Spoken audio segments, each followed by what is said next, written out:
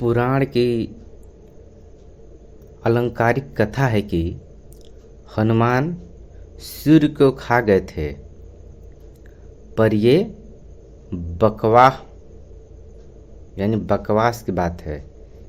इससे भी जोरदार चीज हुई थी। अगस्त समुद्र पी गए थे, एक ऋषि गंगा पी गए थे। ये सब सच है, पर हनुमान ने गायत्री मंत्र की सिद्धि से सूर्य का संपूर्ण तेज धारण कर लिए थे, जिससे सूर्य तेजहीन हो गया था। सूर्य ने संपूर्ण ज्ञान अपने परम शिष्य को दे दिया। उस समय दुनिया में केवल दो ही लोग सुखी थे, एक सूर्यदेव और दूसरे हनुमान जी। बाकी लोगों को समझ नहीं आ रहा था अंधेरा कैसे हो गया। हनुमान जी प्रकाशित थे और सूर्य निस्तेज थे। गायत्री सिद्ध होने के बाद हनुमान जी ने सविता के भर्ग को धारण कर लिया था। ये हुआ था, कोई सूर्य को खाए नहीं थे मुंह से। हाँ, पूरा सविता का गर्भ धारण करके स्वयं ब्रह्मतेज को प्राप्त हुए थे।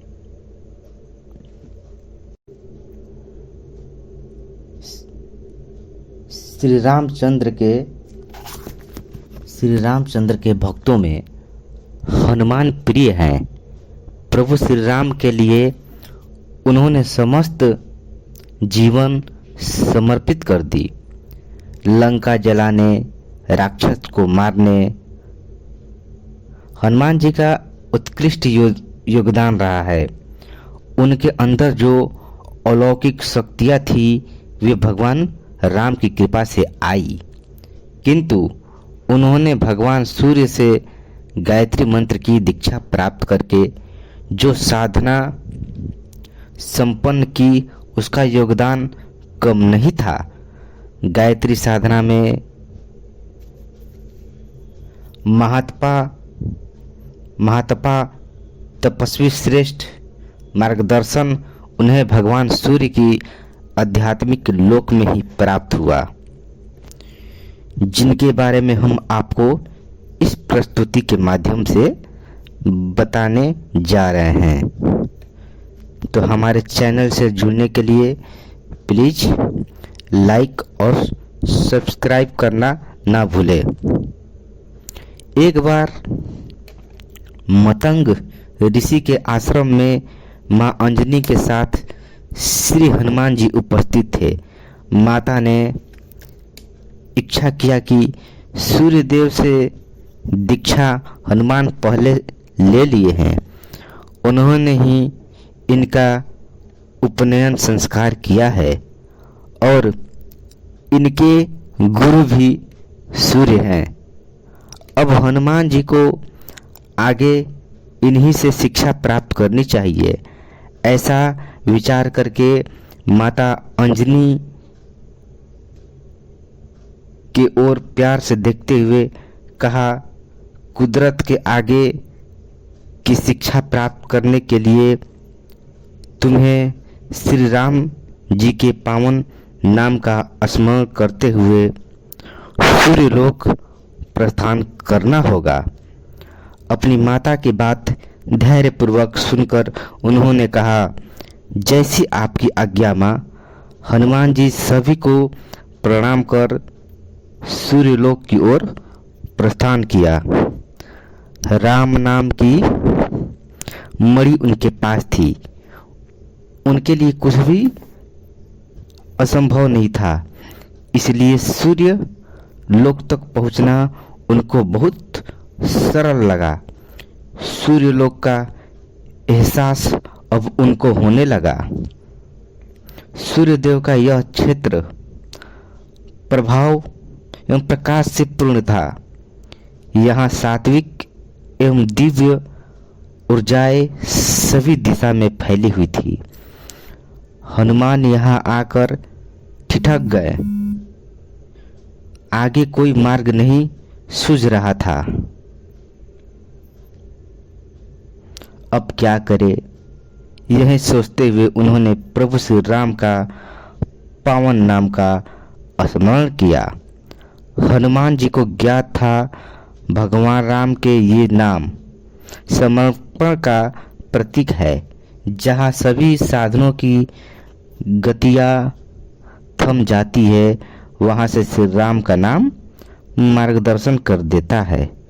यह सोच हनुमान जी अपने अंतःकरण में श्री राम का नाम स्मरण करने लगे।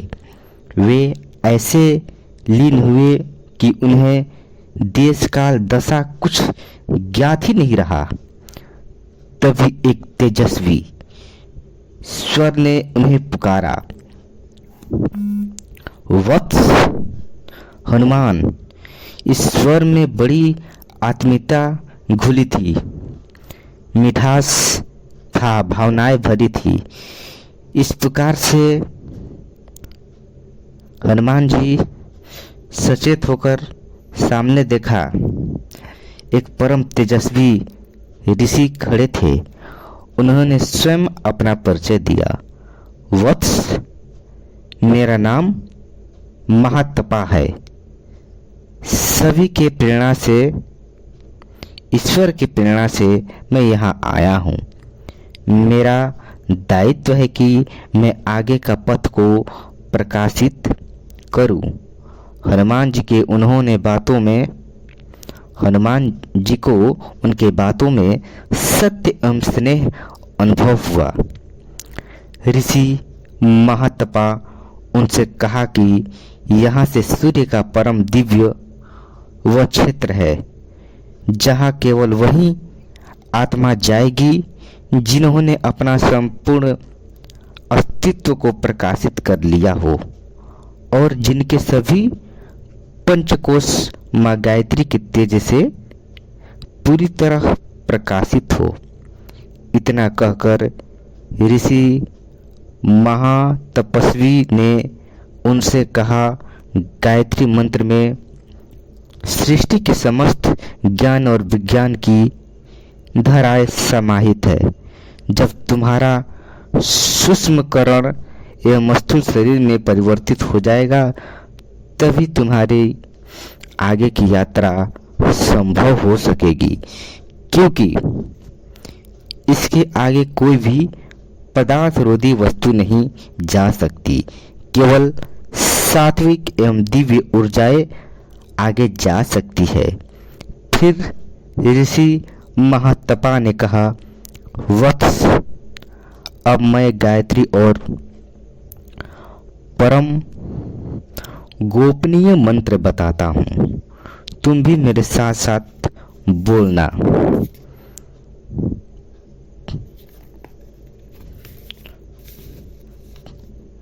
तो अपना शरीर सूक्ष्म व कारण शरीर रूप में बदल सकोगे। इतना कहकर उन्होंने बड़े किंतु मधुर स्वर में उच्चारण किया, ओम भूर्भुवः स्वः तत्सवितुर्वरेण्यं भर्गो देवस्य धीमहि धियो यो नः प्रचोदयात्। उनके इस तरह के उच्चारण के बाद यह मंत्र हनुमान जी के अस्तित्व में घुलने लगा।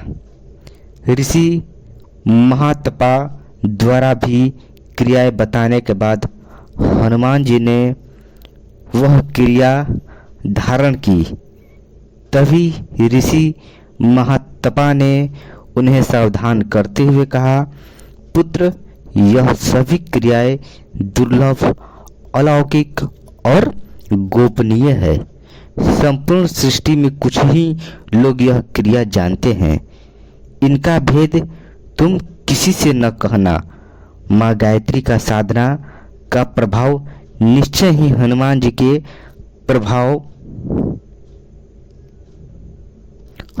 के ऊपर छलकने लगा और हनुमान जी का देह परिवर्तित होने लगी। वहाँ उस स्थल पर ऊर्जा के विभिन्न रूप एवं आकार दिखाई दे रहे थे। हनुमान जी उनमें से एक हो गए। ऐसा होकर उन्होंने जाना कि वह भय से मुक्त आत्माओं के क्षेत्र में है। यह ऐसा आश्चर्य क्षेत्र था, विभिन्न आत्माएं अपनी यहाँ रहती है। यह विचित्र अनुभूति थी। इस ऊर्जा शरीर को पाने के बाद अब वहाँ के सभी रहस्य एक एक करके हनुमान जी के सामने प्रकट हो रहे थे। वह दिव्य मार्ग जो भगवान सूर्य देव आध्यात्मिक लोक की ओर जाता था, वह अज्ञान व विवेक की छाया भी नहीं थी। वहां तक पहुंचना ही ज्ञान की प्रकाष्ठा को जान पाना था। तो ये नहीं है कि हनुमान जी ने सूर्य को खा लिया था। हनुमान जी तो खुद गायत्री का दीक्षा लिए थे और गायत्री जपते थे। जय माँ गायत्री, हर हर महादेव, ओम भूर्भुवः स्वः तत्सवितुर्वरेण्यं भर्गो देवस्य धीमहि धियो यो न प्रचोदयात्। एक बार पुनः आप लोग को धन्यवाद और कृपया मेरे चैनल को प्यार देना, सब्सक्राइब करना ना भूलें। धन्यवाद।